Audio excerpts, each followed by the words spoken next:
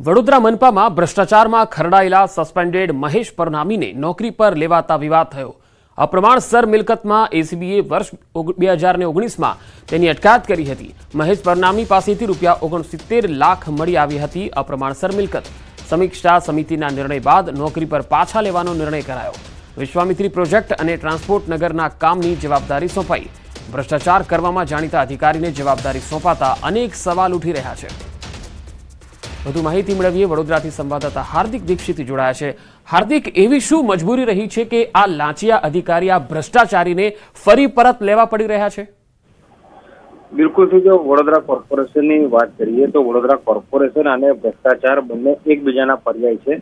આ જો મહેશ પરનામીની અત્યારે આપણે વાત કરી રહ્યા છે, ત્યારે તે નોકરી પર હતા એ દરમિયાન ખૂબ બદનામ હતા અને એ એસીબીની ટ્રેપમાં તે એકવાર ફસાઈ ચૂક્યા છે। 2019માં તેમની પાસેથી અપ્રમાણસર મિલકત જે છે તે મળી આવી હતી અને ખુદ પાલિકાના સત્તાધીશોએ પણ આ મહેશ પરનામી છે તેના વિરુદ્ધ જે તે સમયે ફરિયાદો કરી હતી। ત્યારે એસીબીની તપાસ કરતા 69 લાખની અપ્રમાણસર મિલકત મળતા તેમને સમીક્ષા બેઠકના નિર્ણય બાદ સસ્પેન્ડ કરવામાં આવ્યા હતા અને ફરી એક વખત સમીક્ષા બેઠકના નિર્ણયમાં તેમને પાછા નોકરી પર લેવામાં આવી રહ્યા છે। એટલે ચોક્કસથી આ પાલિકાના જે સત્તાધીશો છે, અધિકારીઓ છે, તેમની સામે સવાલો ઉઠી રહ્યા છે અને ખૂબ જ મહત્વપૂર્ણ જવાબદારી વિશ્વામિત્રી પ્રોજેક્ટ પર રાજ્ય સરકારની સીધી નજર છે।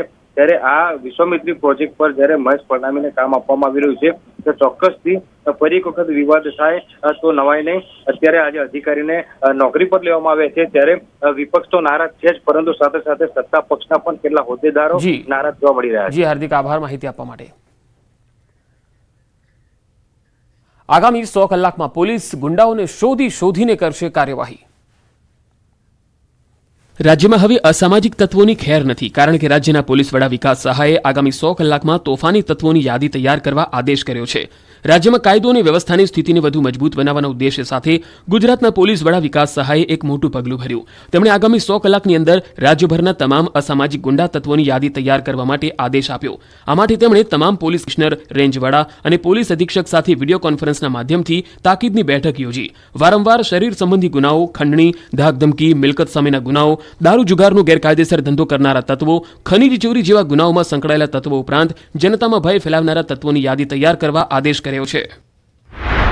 ખંડણી વિરાવણી હોય એ તમામ પ્રકારના અસામાજિક કૃત્ય કરનાર વ્યક્તિઓની યાદી દરેક પોલીસ સ્ટેશનમાં આવતા 100 કલાકમાં તૈયાર કરવા માટે સૂચના દરેકને આપવામાં આવી છે। અમદાવાદના વસ્ત્રાલમાં દંડા ચલાવનારાઓને પડ્યા દંડા। પોલીસે ટાંટિયા તોડ સર્વિસ કરી દાખલો બેસાડ્યો। ઓએ માડી રે, નહીં સાહેબ, નહીં સાહેબ, ઓ સાહેબ, બીજી વાર નહીં કરું, હવે નહીં થાય। આ શબ્દો છે વસ્ત્રાલમાં દંડા ચલાવી આતંક મચાવનારા આરોપીઓના। વસ્ત્રાલ વિસ્તારમાં દંડા અને ધોકા વડે દાદાગીરી કરનારા 14 આરોપીઓને પોલીસે પકડી પાડ્યા। પછી જાહેરમાં દંડા ચલાવનારા આરોપી પર દંડા પડ્યા। જે તે વિસ્તારમાં રહેતા આરોપીઓને ત્યાં લઈ જઈને પોલીસે ટાંટિયા તોડ સર્વિસ કરી એક બાદ એક આરોપીઓને પોતાના વિસ્તારમાં લઈ જઈને પોલીસે એવી દંડાવાળી કરી કે લુખાઓ મોર બની ગયા। પોલીસના દંડા પડતા જ આરોપીઓ સીધા દૂર થઈ ગયા, ધોળા દિવસે તારા દેખાઈ ગયા અને બીજી વાર આતંક નહીં મચાવવાની આજીજી કરતા રહ્યા। પરંતુ પોલીસે પોતાનો પાવર બતાવ્યો અને દંડાવાળી કરી આરોપીઓને તેમના ઘરની નજીક જ કાયદાનું ભાન કરાવ્યું। આરોપીઓને ઘરે લઈ જઈને ધોલાઈથી સરભરા કરી વિવિધ વિસ્તારમાં ડર ફેલાવનારાઓનો ડર પોલીસે કાઢી નાખ્યો। પોલીસે માર મારીને એવા અધમુઆ કરી નાખ્યા કે આરોપીઓ હવે બીજી વાર ગુનો કરતા પહેલા વિચારશે। બીજી તરફ પોલીસે આરોપીઓના ઘર તોડી ઘર વિહોણા કરી નાખ્યા। ત્યારે લોકો બોલી ગયા કે શાબાશ ગુજરાત પોલીસ, આવી જ રીતે આરોપીઓમાં ડર તો હોવો જ જોઈએ કે જો કોઈ વિસ્તારમાં કંઈ કર્યું તો પોલીસ ટાંટિયા તોડી નાખશે। આ રીતે અમદાવાદ